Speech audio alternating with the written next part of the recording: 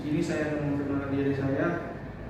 Nama saya adalah Oscar William Panjaitan, NPM 176 00134. Ini mempresentasikan jadwal sidang perkara pidana dengan nomor perkara 1301-B/2020/Pengadilan Negeri Medan. Ini saya akan menjelaskan posisi yang ada di ruangan pada saat perkara tersebut. Posisi tengah ada hakim ketua dan didampingi 2 orang hakim anggota, masing-masing sebelah kanan dan kiri. Di sebelah kanan hakim anggota ada panitera dan di depan panitera ada jaksa penuntut untuk pidana. Kalau perdata kuasa hukum penggugat, dan di sebelah kiri hakim anggota ada penasihat hukum untuk pidana dan penggugat untuk perdata. Di sini saya akan juga menjelaskan kronologi pada kejadian pada malam itu.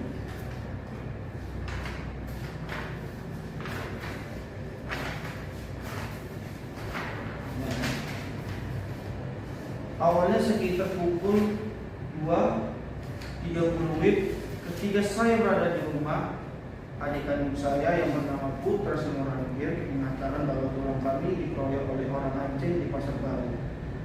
Seketika itu juga saya dan adik saya langsung menuju ke lokasi dan melihat tulang saya sudah sekarat. Kemudian saya membawa tulang ke rumah sakit Siti Hajar menggunakan beca. Sekitar 2.30 WIB dan cuaca hujan deras, saya melihat tulang kandung saya Alba dibangun terkapar di aspal jalan raya di depan Cafe Delicious Coffee. Ketika ditemukan kondisi korban, saat itu pipi sebelah kiri, kepala koyak, di atas bibir ada bekas tusukan, di bawah dagu ada tusukan, kuping sebelah kiri koyak, 5 gigi di bawah lepas, rahang ke kanan, kepala bersimbah darah. Ketika saya memegang nadi korban tersebut, masih ada sedikit saya rasakan.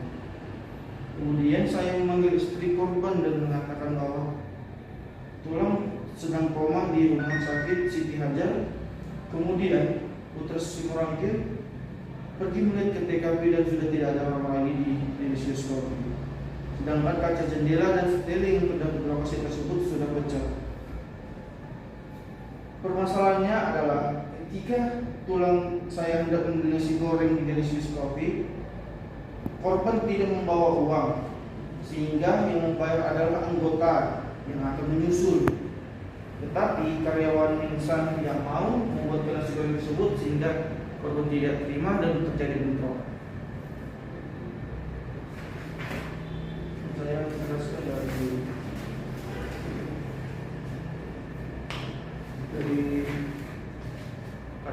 Ya. Dan sini saya menjelaskan tentang kejelasan dengan bukti Musalif saudara korban. Awalnya saya melihat korban datang ke Cafe Delicious dalam memegang sebilah parang di tangan kanan. Kemudian pengunjung berlarian dan tidak berapa lama terjadi keributan dan melihat korban dalam keadaan terlentang dan terjatuh, di mana tangan kanan yang memegang sebilah parang.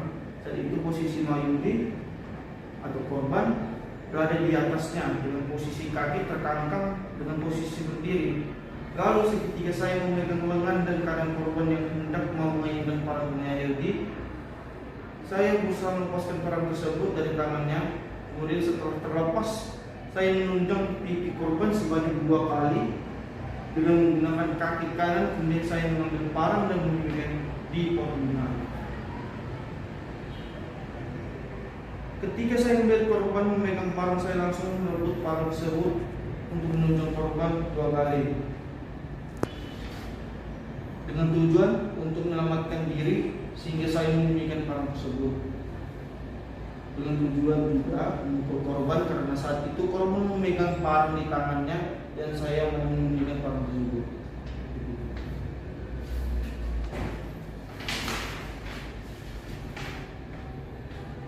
Dengan selanjutnya saya menjelaskan tentang saksi dari Abu Salim Awalnya pada hari Rabu tanggal 29 Januari 2020 sekira pukul 2.30 WIB di Jalan Pasar Baru nomor 14 Kavini Aceh, Kelurahan Titi Ade, Kecamatan Medan Baru. Korban datang memesan nasi goreng. Setelah nasi goreng selesai dibuat dan diberikan, korban mengatakan kenal dengan rambut samping dan akan suruh mengantar duit. Kemudian saya mengatakan aku menghadap dulu ke kafe. Kemudian korban marah dan melempar bungkusan nasi goreng tersebut ke arah wajah saya. Namun saya hindari. Kemudian saya pergi menemui Muhyudi dan menceritakan kejadian tersebut. Selanjutnya sekira 10 menit kemudian, korban kembali keluar mie Aceh di Jalan Pasar Baru, Kelurahan Titik Rantai, Kecamatan Medan, bersama dengan temannya. Selanjutnya korban melemparkan kaca seteling dengan batu sehingga membuat pecah. Saya melihat korban Yudi kembali ke warung mie Aceh dan melihat korban mengangkat parah. Lalu saya lari ke warung Delicious dan melihat Yudi menuju arah belakang warung Delicious dan tangan berlumuran darah. Saya melihat korban tergeletak hendak bangun, maka karena khawatir korban abadi bangun memukul saya atau orang lain, maka saya merampas kayu boti yang ada di sekitar wilayah tersebut dan spontan memukul korban abdi bangun sebanyak 2 kali, dan tiba-tiba ada orang menendang kepala abadi bangun, namun saya tidak mengetahui siapa yang menendangnya. Kemudian saya pergi ke arah dapur dengan maksud tujuan memukul korban dengan menggunakan kayu boti tersebut agar korban bangun untuk melakukan pemukulan terhadap orang lain. Yang ketiga, saya membacakan berita acara sidang yang berlangsung 18 kali pertemuan. Yang pertama, Rabu 10 Juni 2020, pembacaan dakwaan. Namun ditunda, hakim ketua memerintahkan penuntut umum untuk menghadapkan terdakwa dihadapkan ke ruang telekonferensi Rumah Tahanan Negara Tanjung Gusta. Namun penuntut umum menerangkan belum bisa menghadapkan terdakwa sehingga sidang ditunda pada hari Rabu 7 Juni 2020. Kedua, Rabu 17 Juni 2020, pembacaan dakwaan. Namun ditunda. Penuntut umum dihadapkan majelis hakim menerangkan bahwa belum bisa menghadapkan terdakwa ke ruang telekonferensi Rumah Tahanan Negara Tanjung Gusta sehingga hakim memutuskan menunda sidang pada Selasa 23 Juni 2020. Pertemuan ketiga, Selasa 23 Juni 2020, pembacaan surat dakwaan. Penuntut umum menghadapkan terdakwa ke ruang telekonferensi Rumah Tahanan Negara. Kemudian penuntut umum membacakan surat dakwaan nomor pidana 307 strip LH 2 strip OHarda strip 04 strip 2020 tanggal 21 April 2020. Setelah penuntut umum membacakan surat dakwaan, penasihat hukum terdakwa memohon kepada majelis hakim untuk memberikan kesempatan kepadanya mengajukan eksepsi atau keberatan pada persidangan yang akan datang. Keempat, sidang Selasa 30 Juni 2020, pembacaan eksepsi penasihat hukum namun ditunda. Penuntut umum menerangkan tidak dapat menghadapkan terdakwa ke ruang telekonferensi Rumah Tahanan Negara Tanjung Gusta sehingga majelis hakim menunda dan menetapkan sidang berikutnya pada Rabu 1 Juli 2020.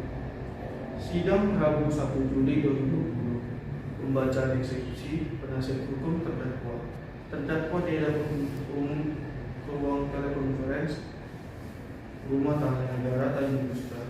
Kemudian penasihat hukum terdakwa membacakan eksepsi. Setelah mendengarkan eksepsi, penuntut umum lalu menerangkan dan mengajukan tanggapan atas eksepsi dan memohon hakim untuk memberikan kesempatan pada sidang yang akan datang Lalu hakim menetapkan persidangan yang akan dilaksanakan pada Rabu 8 Juli 2020 untuk memberikan kesempatan kepada penuntut umum. Rabu 8 Juli 2020, pembacaan tanggapan atas eksepsi atau C.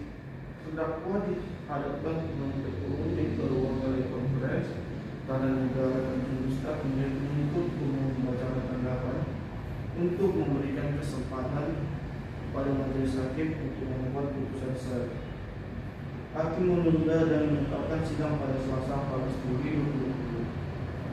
Sidang Selasa 14 Juli 2020, pembacaan putusan sela. Terdakwa dihadapkan penuntut hukum ke rumah telekonferensi Rumah Tahanan Negara. Selanjutnya hakim ketua membacakan putusan sela lalu menanyakan kepada penuntut umum apakah sudah siap mengajukan saksi ke persidangan. Penuntut umum menerangkan bahwa saksi berhalangan untuk hadir.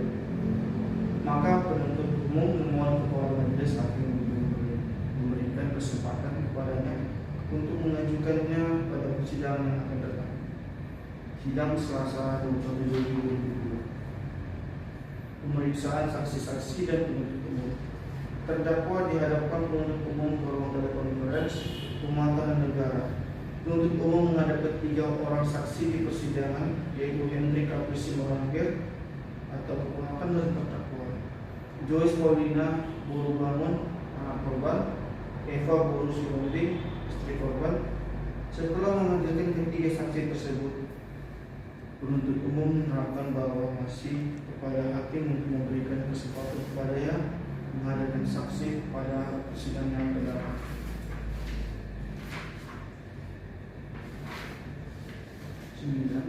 Sidang Selasa 28 Juli 2020.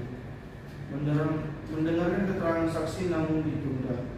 Terdakwa dihadapkan ke ruang telekonferensi Rumah Tahanan Negara oleh penuntut umum. Penuntut umum menerangkan bahwa saksi dan penuntut umum berhalangan hadir, sehingga hakim ketua menunda dan menetapkan sidang berikutnya pada hari Selasa 4 Agustus 2020. Sidang Selasa 4 Agustus 2020 mendengarkan keterangan saksi namun ditunda. Menerangkan belum bisa menghadirkan terdakwa ke ruang telekonferensi Rumah Tahanan Negara Tanjung Gusta, sehingga hakim menetapkan untuk menunda sidang pada Selasa 11 Agustus 2020. Sidang Selasa 11 Agustus 2020. Penuntut umum menghadapkan terdakwa ke persidangan melalui ruang telekonferensi Rumah Tahanan Negara Tanjung Gusta. Penuntut umum lalu menghadirkan saksi dirinya Alexander Sinaga. Penuntut umum menjelaskan bahwa masih ada saksi yang akan dihadirkan oleh penuntut umum, akan tetapi saksi berhalangan hadir. Maka penuntut umum memohon kepada hakim untuk memberikan kesempatan kepadanya. Pada pertemuan atau sidang yang akan datang, kemudian hakim menetapkan untuk menunda sidang pada Selasa 25 Agustus 2020. Sidang Selasa 25 Agustus 2020.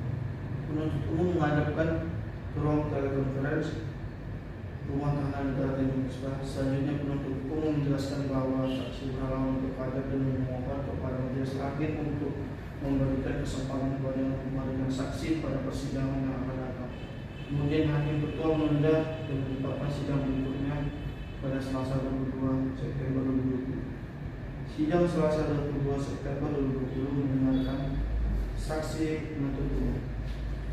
Penuntut umum menghadapkan terdakwa ke ruang telekonferensi Rumah Tahanan Negara Tanjung Gusta. Selanjutnya penuntut umum menghadapkan 3 orang saksi ke ruang persidangan, yaitu Andika Bangun, Salim, Agus Salim.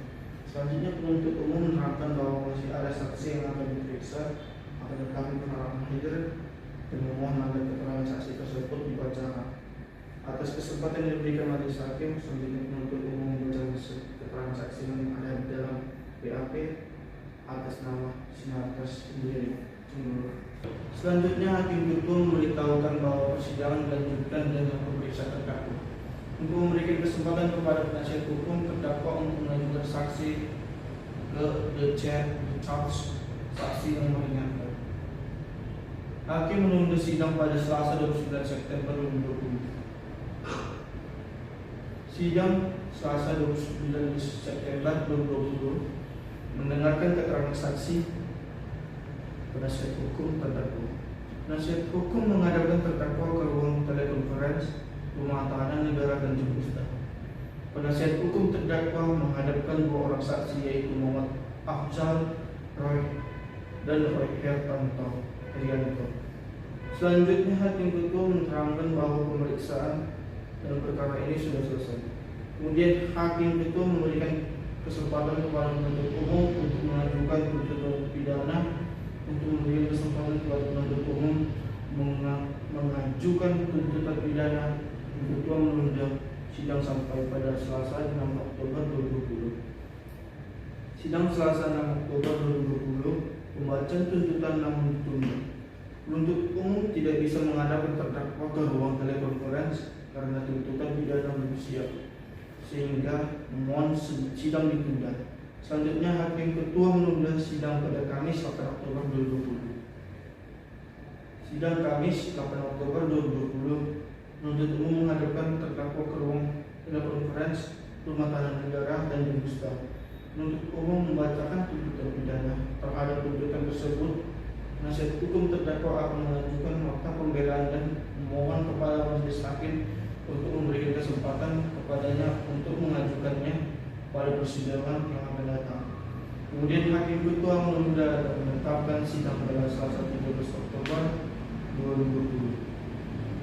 Terdakwa dihadapkan penuntut umum ke ruang telekonferensi rumah tahanan negara. Selanjutnya, penasihat hukum membacakan nota pembelaan tersebut. Penuntut umum menerangkan tetap dengan tuntutannya untuk memberikan kesempatan pada majelis hakim untuk bermusyawarah. Kemudian hakim menunda dan menetapkan persidangan pada Selasa 20 Oktober 2020. Sidang Selasa 20 Oktober 2020. Pembacaan putusan. Penuntut umum menghadapkan terdakwa ke ruang telekonferensi rumah tahanan negara dan Ustaz. Kemudian hakim ketua membacakan putusan perkara pidana nomor 1301 strip pidana sus strip 2020 strip Pengadilan Negeri Medan.